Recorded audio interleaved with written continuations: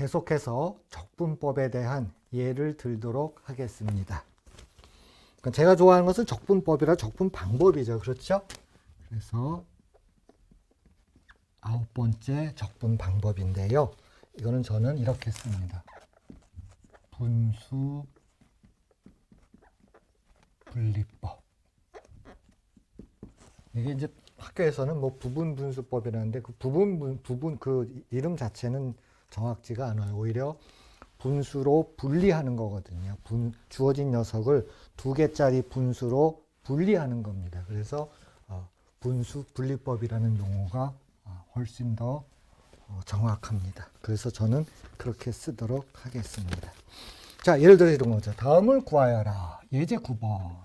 예를 들어서 x의 1-x분의 1의 적분을 구하여라 하는 문제입니다.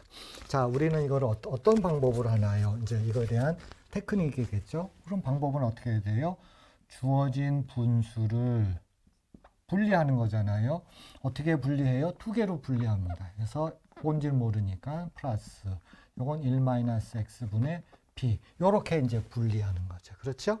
그래서 요 양쪽을 등식을 써서 라지 a와 라지 b만 구하면 되는 거죠. 그렇죠? 그래서 이 녀석은 합하면 되겠죠. x의 1-x가 되고 이쪽은 a- 그렇죠? a-ax 플러스 얘는 어떻게 돼요?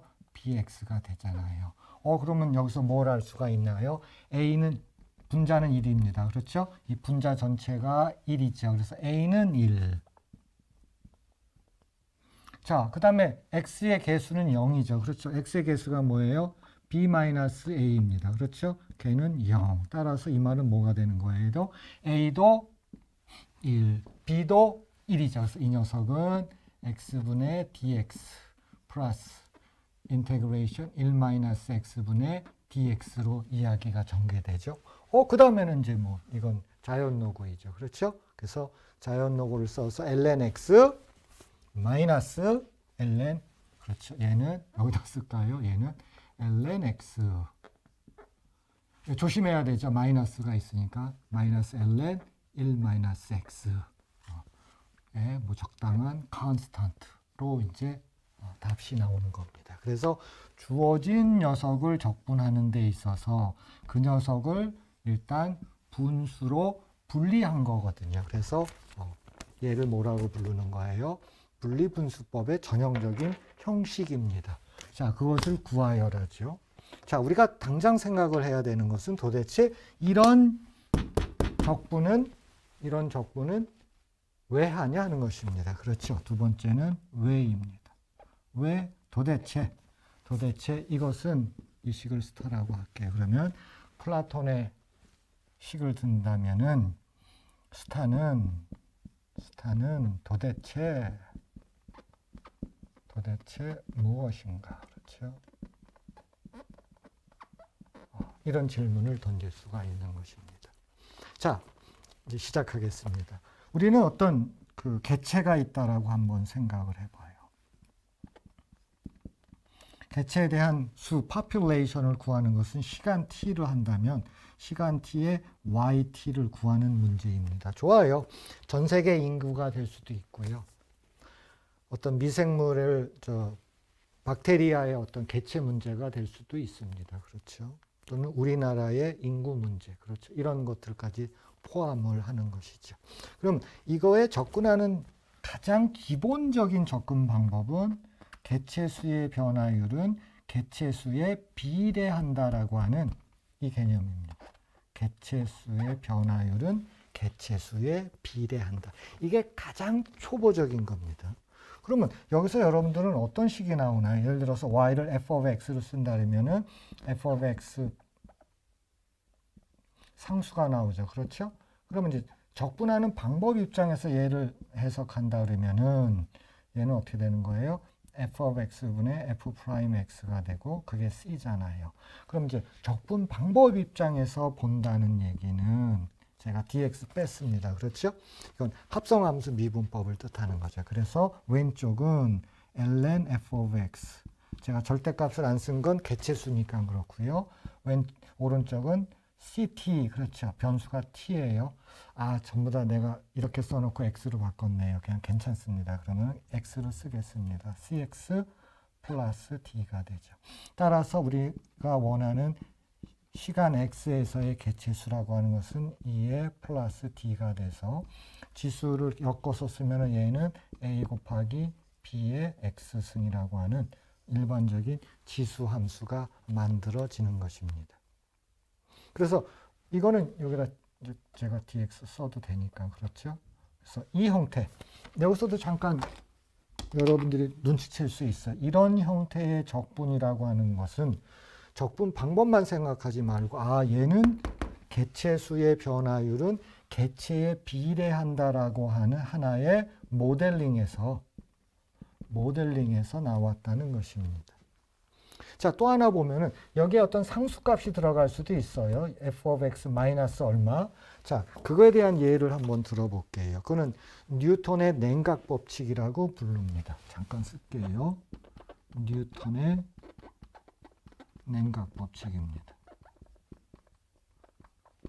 예를 들어서 지금 특정한 아주 단순화시키겠습니다. 여기 방이 있어요. 이 방이 있습니다.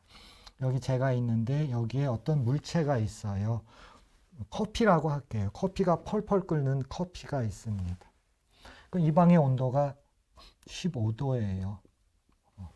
그랬을 적에 이 물체의 시간 t에서의 온도를 large t라고 한다면 뉴턴의 냉각 법칙은 무엇을 말하냐면은 온도의 변화율은 뭐뭇에 비례하냐면은 지금 이 물체는 15도보다 높은 거죠. 그 물체가 있는 방의 온도 차이에 비례한다는 뜻입니다. 그러면 얘는 어떤 뜻이 나누가 지금 f 프라임 이번에 t를 쓸까요? f 프라임 t라고 하는 것은 상수에다가 여기에 ft-15라고 하는 것이 들어가는 거잖아요. 그래서 제가 아까 말씀드린 대로 이거는 어떤 식이 되는 거예요? 지금 식으로 말하면 이쪽은 어떻게 되죠? ft 적당한 상수가 15도라고 그랬죠. 그렇죠? 그래서 f't는 상수잖아요. 그 양변은 이제 적분해서 들어가는 거죠. 그렇죠? 적분 상수 들어가죠. 따라서 ln ft-15 이건 양수니까 절대값 필요 없겠죠. 그래서 ct 플러스 d가 되기 때문에 따라서 ft라고 하는 것은 이 경우에는 15라고 하는 상수의 적당한 이런 모양으로 모양이 바뀌게 됩니다. 그러니까 형태를 보면 뭐예요? 특정한 컨스탄트 텀이 들어가죠. 그렇죠? 그럼 우리는 사실은 식을 보면은 이게 어떤 원리에서 이게 튀어나왔는지도 우리가 예측할 수가 사실은 있습니다. 자, 이게 상당히 이제 초보적인 형태의 것이에요. 그런데 한번 생각을 해보세요, 여러분. 아까 이제 시간 t를 갖고 뭐 하든 뭐 x를 갖고 하든 상관없습니다. 어떤 개체수를 한번 생각해 봐요. 그런데 이게 얼마나 황당하냐면 황당하다는 뜻은 다른 뜻이 아니라 너무 초보적입니다. 얘가 갖고 있는 그 단점은 뭐냐면 변화율은 그 개체수에 비례한다라고 했을 때 얘는 단점이 그 개체가 속한 환경을 고려하지 않았어요. 고려하지 않았다는 겁니다. 이 말은 뭐냐? 이게 호수라고 생각해 봐요. 호수에 물고기가 있어요. 그러면 이 호수가 요만한 호수일 수도 있고요. 요 호수가 어마어마하게 큰 호수가 될 수도 있습니다. 그럼에도 불구하고 거기에 어떤 수초가 많을 수도 있고요. 그렇죠. 그 환경에 의해서 결정되는 것이지 이게 무조건 개체수의 변화율은 개체수에 비례한다라고 할 수는 없는 거거든요. 물론 초보적인 접근은 문제풀이가 쉬워집니다. 즉 적분 방법이 쉬워져요. 그러나 현실성을 많이 이렇게 집어넣게 되면은 적분 방법이 어려워진다는 뜻입니다. 자, 봐봐요. 자, 내가 호수를 가봤어요. 그랬더니 꽤 커요. 그리고 수초도 많고 나무도 우거져 있고 아주 괜찮아요. 물도 깨끗해요. 그랬을 때 제가 설정하는 방법은 뭐냐면 여기에는 물고기 수가 K마리 정도 존재하는데 아무 문제 없다고 내가 결론을 낼 수가 있습니다. 즉 환경을 고려해서 내가 어느 정도 결정을 내릴 수가 있다는 거예요. 그러면 여기 속한 이 호수에 있는 물고기 수의 개체 수의 변화율은 뭐에 비례하냐면 당연히 개체 수에도 비례하지만 환경을 고려해서 1-K분의 Y에도 비례한 환경 텀을 집어넣는 거예요. 이게 왜 환경 텀이냐면 물고기가, 자 생각해봐. 물고기가 계속 늘어나가지고 거의 K마리가 됐어요. 그러니까 한계 용량에 다다른 겁니다. 그러니까 물반 고기반이 된 거예요. 그럼 이 값은 어떻게 되죠? K분의 K가 되니까 1이잖아요. 1-1, 0이잖아요. 따라서 변화율은 0이 되는 거죠. 더 이상 물고기들이 증가할 수가 없다는 거예요.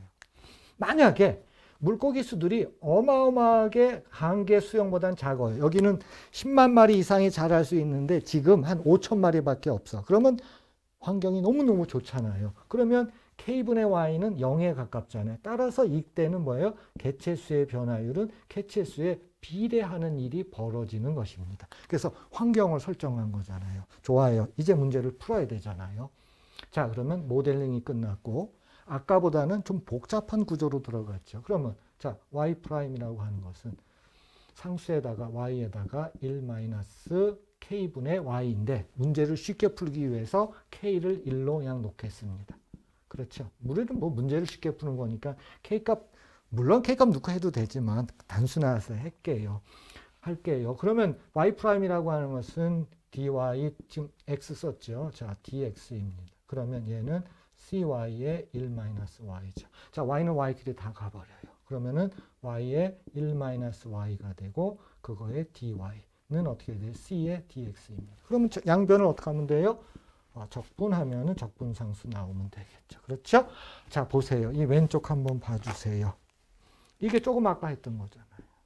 자, 이 적분은 어디서 온 거예요? 어디 있어요? 그래서 우리가 다음 적분을 한번 풀어보자라고 하는 이 문제였었죠.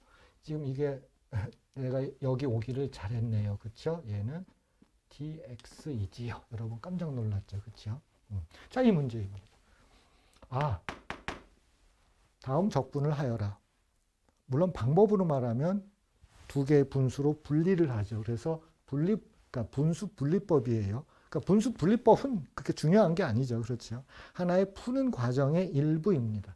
더 중요한 건 뭐예요? 저 형태는 어디서 왔느냐 한 것입니다. 저거는 뭐예요? 환경을 고려했다는 것입니다. 이거는 뭐예요? 환경을 전혀 고려하지 않은 겁니다. 이런 형태의 적분은 환경을 고려하지 않은 거고 얘는 뭐예요? 환경을 고려한 적분이라는 것입니다. 이제 그렇게 여러분들은 이거를 해석을 하는 것이 좋습니다. 그래야지만이 의미가 있는 거죠. 그렇죠?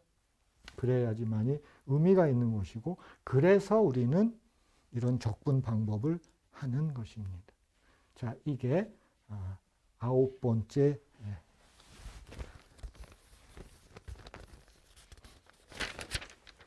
예입니다. 이게 9번째 예예요. 물론 이거 완성할 수 있죠. 그렇죠? 이거는 아까 했던 것대로 그대로 들어가서 분수 분리법을 써서 하면은 되는 것입니다. 자, 이제 10번 문제로 한번 가보겠습니다. 이건 뭐 좀 알고 있는 거지만 이런 거죠.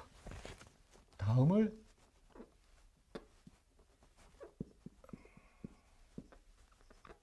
정적분 한번 해보세요. 정적분이죠. 이것도 여러분 알겠지만 삼각함수 치환이에요. 얘는 삼각함수 치환입니다. 보통 삼각 치환 그러는데 이거는 그대로 삼각 치환, 삼각함수 치환이라는 용어를 쓰는 게 올바릅니다.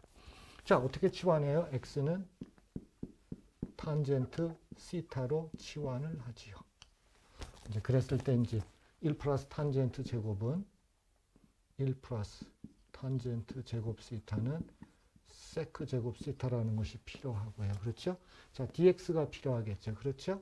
그러면 dx라고 하는 것은 세크 제곱 시타 d 시타입니다. 따라서 원래 주어진 식은 자, 이게 정적분이기 때문에 이제 구간을 설정해 줘야 되죠. 0일 때 0도. 그렇죠? 1일적의 4분의 파이입니다. 그렇죠? 자, 거기에 1 플러스 x제곱. 그렇죠? 그러면 세크제곱. dx는 세크제곱 dθ. 그래서 dθ. c는 어떻게 되는 거예요? 4분의 파이. 이렇게 떨어집니다. 자, 이거는 왜 할까요? 물론 여러 가지 이제 방법적 측면이 있는데 여러분들한테 좀 쉽게 한다면 이제 이런 예를 들 수가 있습니다. 이거는 파이에 관한 근사값의 문제입니다. 보통 교육과정에서 루트 2의 근사값은 얼마일까? 이거는 어느 정도 구하는 방법도 이제 쓸 수가 있어요. 그러나 아직까지는 파이의 근사값을 어떻게 구해야 되느냐는 사실은 좀 수학적인 측면에서 들어온 적은 없어요. 물론 이제 정사각형이나 그리고 해서 초등학교에서도 시도는 합니다만 지극히 수학적인 측면에서는 이걸 시도하지 않지요. 그만큼 파이는 어렵기 때문에 그렇습니다. 그럼 원래 준식을 한번 생각을 해보도록 하겠습니다. 그러면 이거를 예를 들어서 0서부터 t까지 0서부터 x가 의미가 있겠죠. 0서부터 x라고 쓴다면 1 플러스 t제곱분의 1의 dt를 계산한다는 얘기는 지금 했던 방법을 그대로 쓰면 0일 때 0이고 얘는 탄젠트에 역으로 줘야 되니까는 아크 탄젠트 x가 된다는 뜻입니다. 그 뜻이에요, 진짜. 그럼 아크 탄젠트 x라고 하는 것을 어떻게 봐야 될까? 얘는 탄젠트 함수의 역함수입니다. 좋아요. 그래프 그리는데 아무 문제 없어요. 정의역은 어디서부터 한 거예요? 파이 오브 2에서. 그렇죠. 정의역은 파이 오브 2까지 한 겁니다. 자, 그런 다음에 그래프 y = x의 대칭이에요. 뭐 아무 문제 없습니다. 탄젠트 함수의 역함수예요. 원래 탄젠트 함수는 1대1 함수가 아니기 때문에 정의역에 제한만 둔다는 것만 기억하면 되겠죠. 그러면 왼쪽 식이라고 하는 걸 좀 해석할 필요가 있어요. 왼쪽은 0서부터 x까지.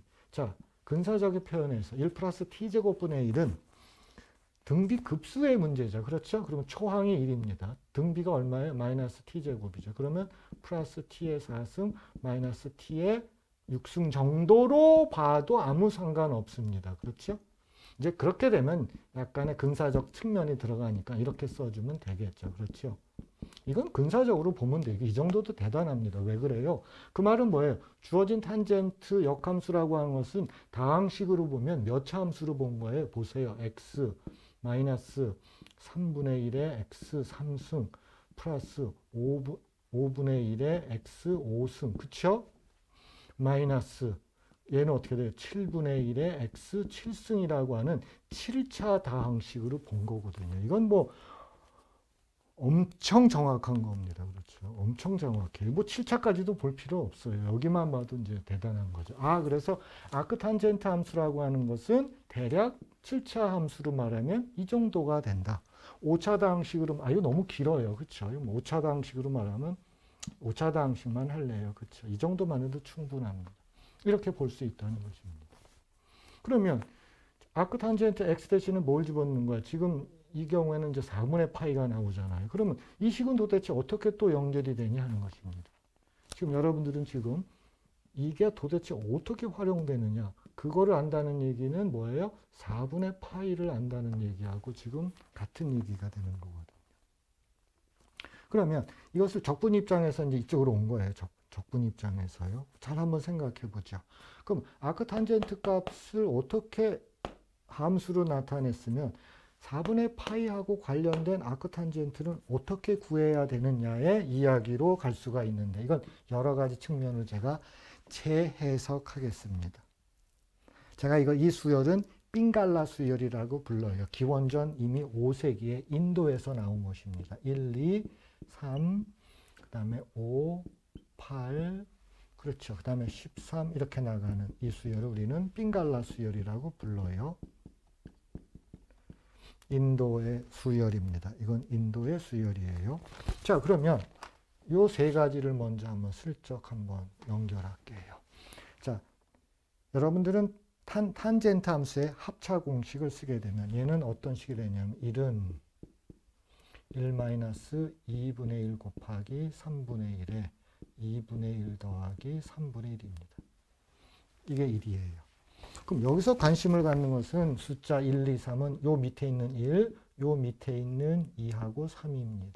그럼 얘를 유식하게 쓰면은 빙갈라 수열에서 앞에 나와 있는 1, 2, 3을 유식하게 쓰면 얘가 4분의 파이가 되는 거고, 얘는 뭐가 되는 거예요? 아크 탄젠트 2분의 1 더하기 아크 탄젠트 3분의 1이 되는 것입니다.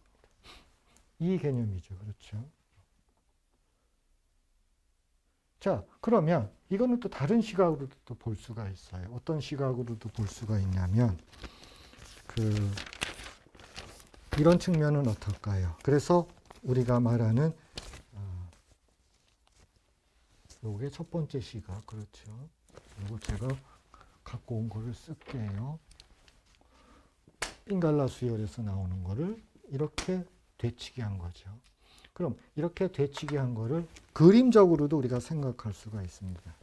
그러니까 기하적이라는 표현은 너무 뭐 폼나는 얘기지만 이 이야기는 어떤 측면을 갖고 얘기할 수 있냐면, 지금 정사각형으로 6개짜리를 한번 생각해 보죠. 그러면 이렇게 한 6개짜리 정사각형을 한번 생각을 해 볼게요. 이게 정사각형인 상황에서 우리가 보조선을 여기서부터 여기까지, 여기서부터 여기까지. 그럼 얘가 직각이죠. 그렇죠? 그러면 얘는 직각에서 이등변 삼각형입니다. 그러면 얘가 45도죠. 그렇죠? 그럼 얘가 45도입니다. 4분의 파이예요. 4분의 파이는 두 개로 이루어지죠. 그렇죠? 두 개로 이루어집니다. 첫 번째, 요 x 표시한 것은 뭐가 필요하죠, 여러분? 요 직각삼각형이 필요하죠. 걔가 뭐죠? 얘가 아크 탄젠트 2분의 1이죠. 플러스 요건 어떻게 돼요? 이만큼의 직각삼각형을 필요로 하죠. 그래서 아크 탄젠트 얼마가 되는 거예요? 3분의 1입니다. 그러면은 이 식에서 나오는 것들을 가지고 쓴다면, 이 식에서 쓴다면 이거 구했잖아요. 그럼 얘에 대한 근사값은 아크 탄젠트 2분의 1 여기 있잖아요. 얼마로 쓸 수 있어요? 2분의 1은 2분의 1 마이너스 3분의 1에 2분의 1에 3승 플러스 5분의 1에 2분의 1에 5승이에요. 얘가 아크 탄젠트 2분의 1 플러스 아크 탄젠트 3분의 1 들어갑니다. 3분의 1 마이너스 3분의 1에, 그쵸? 3분의 1에 3승 플러스 5분의 1에 몇 승이에요? 3분의 1에 5승. 이렇게 들어가죠. 그렇죠? 이건 뭐 유리수입니다. 그럼 4배 하면은 파이의 근사값을 구할 수가 있겠죠. 그래서 이제 세 가지 측면으로 보면서 이건 왜 해야 되느냐의 그 본질입니다. 물론 저거를 구분구적법적인 구적 입장에서도 돌아볼 수가 있죠. 왜냐하면 1 플러스 x 제곱분의 1이라고 하는 것을 그래프로 생각하면 얘가 이제 y 콜 x 제곱 플러스 1이에요. 이거 뒤집는 거잖아요. 이거 1이니까 뒤집으나 마나죠. 그렇죠? 뒤집으나 마나 이렇게 돼야 되겠죠. 그럼 구간은 어떻게 되죠? 0서부터 1까지입니다. 그럼 뭐 하면 되는 거예요? 이거를 네 토막 내 가지고도 할 수 있고요. 그렇죠? 구분구적법을. 이걸 했다는 얘기는 뭐가 되는 거예요? 제가 4개의 직사각형의 넓이를 구했다는 게 뭘 구하는 거죠? 4분의 파이의 근사값을 구한 거죠. 또는 8토막 낼 수도 있어요. 그렇죠? 그런 측면으로 얘를 볼 수도 있다는 것입니다. 자, 그러면은 이거죠. 이걸 도대체 왜 하느냐 하는 것입니다. 물론 적분 방법으로는 삼각함수 치환법이에요. 그러나 이거는 근사값과 관련된 다양한 측면으로 생각을 할 수가 있다는 것입니다. 그래서 요거 등호 쓸 적에는 제가 조심하고 있죠. 그렇죠? 요거를 4차까지 쓰면은 요렇게. 그렇죠? 이제 그런 측면으로 여러분들이 이게 또 노테이션, 제가 가끔마다 노테이션을 틀려요. 괜찮습니다. 요거 t를 썼으니까 dt죠. 그렇죠? 됐지요? dt입니다. dx 아니죠. 그렇죠? 괜찮습니다. 저런 것도. 쭉 제가 그런 걸 가끔 틀려요. 자, 그 다음에 이제 몇 가지 이야기를 제가 덧붙여서 한번 해볼까 합니다. 11번 같은 거.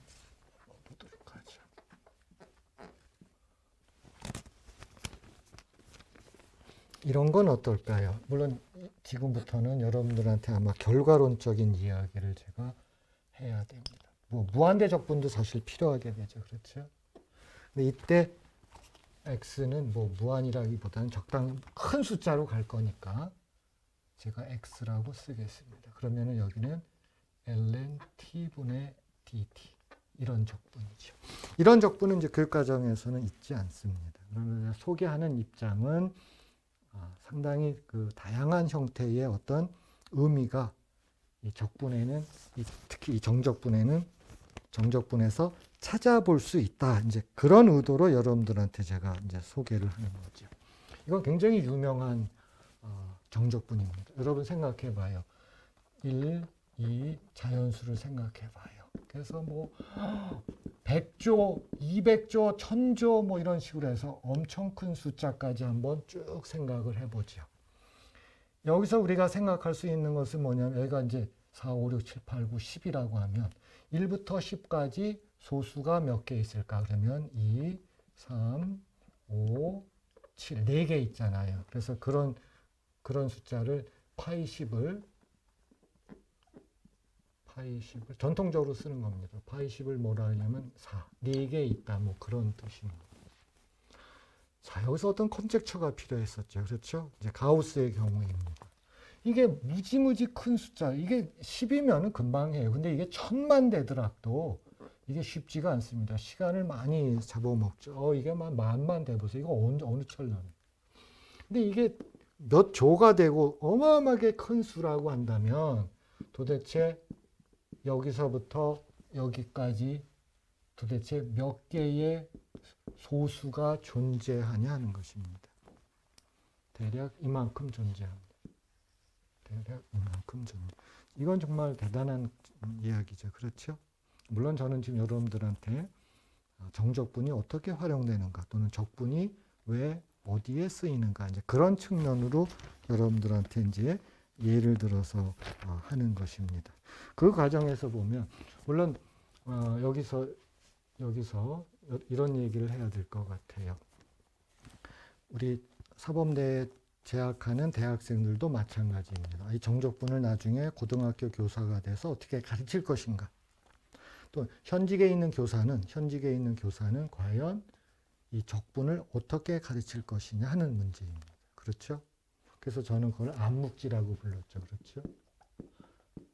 우리 선생님들이 어느 선까지 이런 이야기를 알고 가르치는 것이 더 효과적이겠는가. 이제 그런 이야기를 제가 하는 것입니다. 그럴 적에 상당히 우리가 생각해야 될 게 어떤 그 부드러움 또는 수학이 갖고 있는 어떤 그 아름다움 이런 것들이잖아요. 그래서 제가 지난번에 했을 적에 이런 예를 들었었죠. 사인 이건 이제 리마크라고 할게요. 지금부터 얘기하는 거는 예제는 11개로 끝났는데요. 리마크로 할게요. 물론 특히 현직에 있는 수학교사는 여러분들이 그 적분 파트, 특히 적분 파트에서 저는 11개의 예를 보여줬지만 내가 봤을 때 한 20개에서 30개 정도를 여러분들이 개발할 필요가 있습니다. 그 정도면 충분할 것 같아요. 그 교과서에서 다루는 적분의 형태가 있거든요. 그럼 적분 방법에서 끝나면 안 되는 거죠. 그렇죠? 그 형태가 도대체 어디서 왔냐 하는 것입니다. 또는 무엇을 위해서 그와 같은 적분 형태가 있냐 하는 것이 핵심이지. 자, 여기 적분이 있어. 빨리 정확하게 풀어봐. 적분법이 뭐야? 그 방법의 문제는 아니라는 것입니다. 자, 그래서 제가 이제 리마크로서 여러분들한테 이런 얘기를 하고 싶어요. 우리가 저번에 사인 이거를 제가 소개를 했었죠. 물론 이거는 아마 1650년대, 55년경일 겁니다. 예를 들어서 뭐 2분의 파이라고 하는 곱이 뭐 1분의 2, 그러니까 짝수가 들어오고 1, 3 들어오고요. 짝수가 들어오고 3, 그 다음에 5가 들어오고요. 짝수가 들어오고 여기는 5하고 7 이런 식으로의 어떤 곱을 보여주는데 이런 적분 형태가 쓰인다고 그랬잖아요. 그런데 우리가 사실은 이제 제가 이걸 발칙한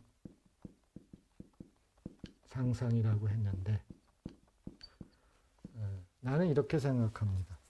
우리가 이제 보통 그 학교에서 예를 들어서 뭐 학생들한테 페르마의 마지막 정리, 또 리만 가설, 뭐 그런 것들을 막 얘기할 수도 있겠죠. 그렇죠. 그런데 사실은 그거를 학생들한테 전달시키기는 쉽지가 않습니다. 물론 그걸 이해하는 것도 어려워요. 그렇죠. 저 자신도 그렇습니다.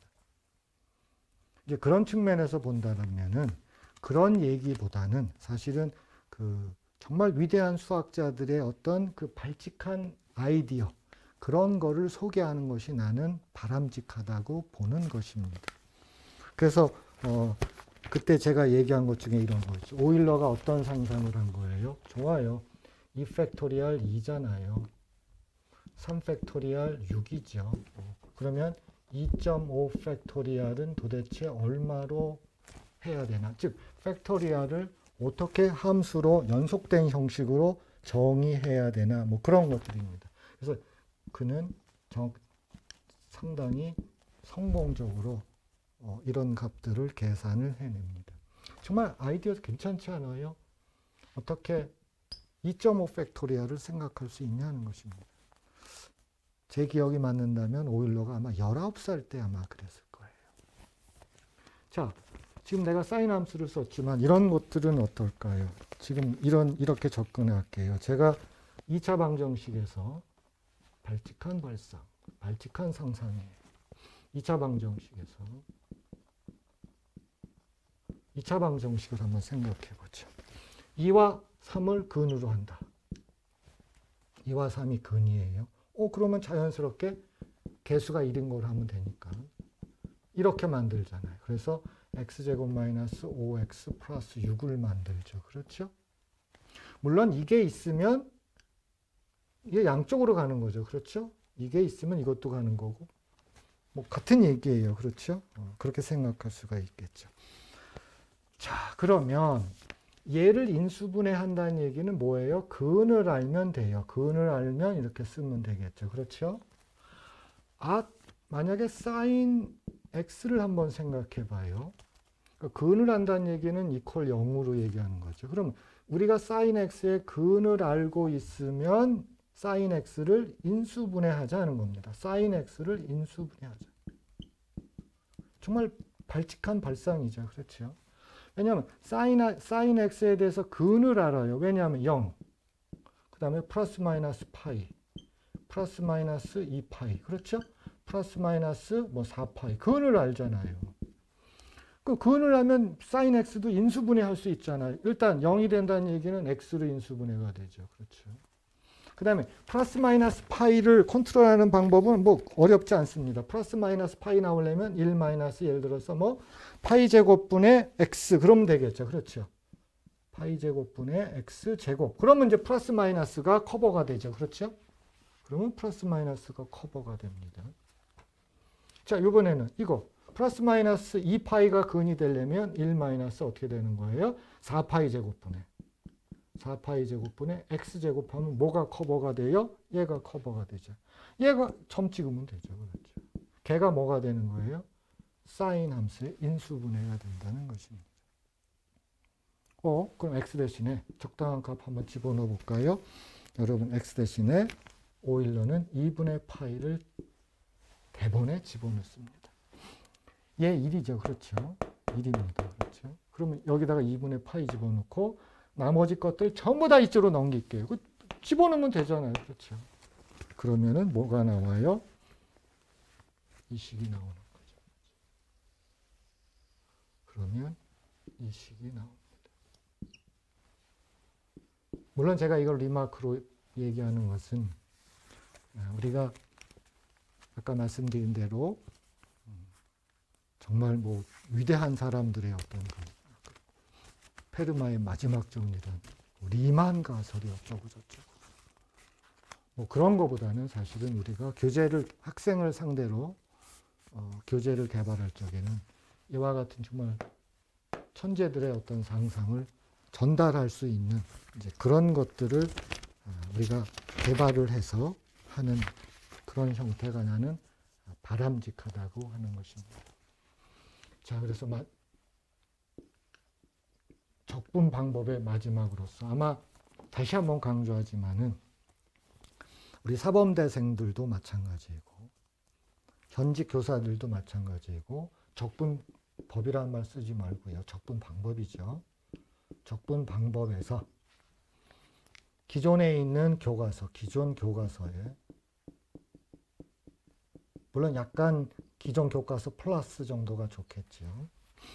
거기에 보면 뭐뭇을 적분하여라, 뭐뭇을 정적분하여라 그런 문제들이 있잖아요. 저는 그거를 11가지로 알아봤어요. 그래서 그런 걸 아마 20개에서 아마 30개로 이거를 개발할 필요가 있다는 것입니다. 나는 이것이 하나의 어떤 예가 되냐면은 그 내년부터 국가교육과정의 변화가 일어나잖아요. 그러면서 다시 한번 쓰지만 개념 기반 학습법 이게 도대체 어떻게 해야 되냐는 겁니다. 그래서 이걸 어떻게 그러니까 교수법의 문제죠. 어떻게 가르쳐야 되냐는 거죠. 그렇죠? 그럼 학교에서 이거를 어떻게 평가를 해야 되냐는 거죠. 그리고 최종적으로 2028에 그렇죠? 선원 수령 수능 이것에 어떻게 대비를 해야 되느냐 이거에 대한 상당히 구체적인 나는 방법이라고 생각을 합니다. 그래서 여기까지 제가 전체적으로 적분하는 방법 그것을 11가지 정도로 바라보면서 한번 여러분들한테 적분의 활용을 설명을 했습니다. 여기서 마치도록 하겠습니다.